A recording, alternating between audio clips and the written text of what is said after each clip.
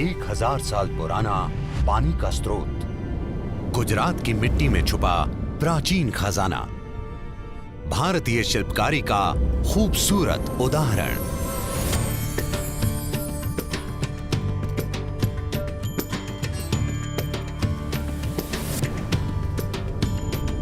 ये है रानी की वाव। The style of construction and the type of images tie up with what we call the Maru Gurjar style, which is the dominant style of Western India in the medieval period. मूर्ति कला के रूप में अगर देखा जाए तो sometime around 1050 AD is when it was probably built. एक दिलचस्प बात बताऊं, इस बावली का आकार देखने में कुछ उल्टे मंदिर के जैसे लगता है।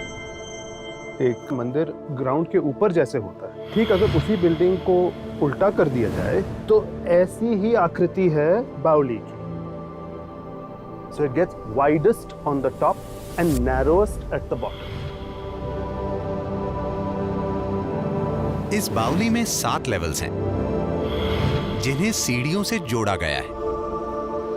पता है, चौथा लेवल सबसे गहरा है, लगभग 23 मीटर गहरा, और यहां बना है एक बड़ा सा वाटर टैंक।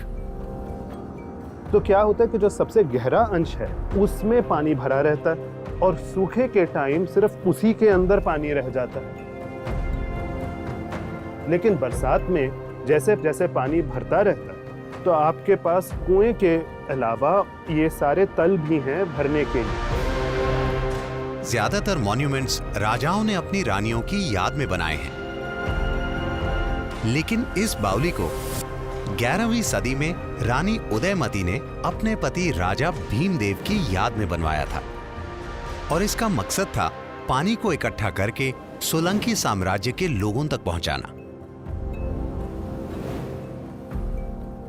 ये जो पाटन की बावली है, उस पानी तक पहुंचने के लिए स्टेप्स बनाए जाते थे, और उन सीढ़ियों पर जाकर हम पानी लेकर इकट्ठा करके लेके आते थे, जो हमारे पीने के लिए काम आता था।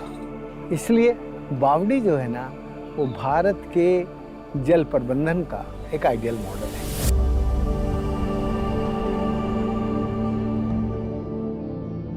यहां 500 से भी ज्यादा मूर्तियां बनी हैं, जिनमें विष्णु के अलग अलग अवतार नजर आते हैं।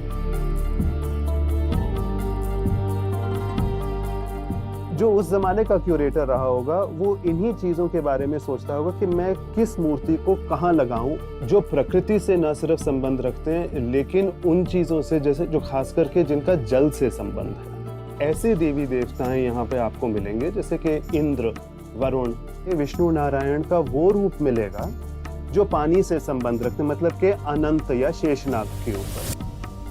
बावली की खूबसूरती को 4 चांद लगाते ये फ्लोरल पैटर्न्स और डिजाइन्स देख रहे हैं। इनकी झलक पाटन गांव में बनी पटोला साड़ीज में भी मिलती हैं। पाटन में पटोला पैटर्न्स का काम सदियों से चला आ रहा है। कहते हैं इन पैटर्न्स को बनाने की शुरुआत उन परिवारों ने करी थी जो बावली के आसपास रहते थे, और इन्होंने पीढ़ी दर पीढ़ी इस धरोहर को अपनी कला के जरिए जिंदा रखा है। जो रानी की वाव में पटोला की डिजाइन है, वो लोगों को दिखाने के लिए पटोला में से ली गई है, ताकि लोग देख सके कि पटोला की डिजाइन ऐसी होती है। दूसरे कपड़े में पहले वीविंग होता है, फिर डिज़ाइन प्रिंट किया जाता है। यहाँ पर पटोला की जो डिज़ाइन होती है साड़ी में, वो उसके धागे पर पहले से ही बनाई जाती है। ये खासियत है जो पाटन का पटोला की है, वो पूरी दुनिया में सिर्फ भारत में ही है।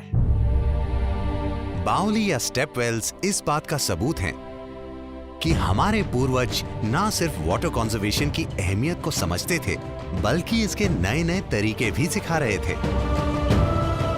शायद यही वजह है कि प्राचीन भारत की ये इमारतें आज मॉडर्न आर्किटेक्चर की इंस्पिरेशन बन गई हैं।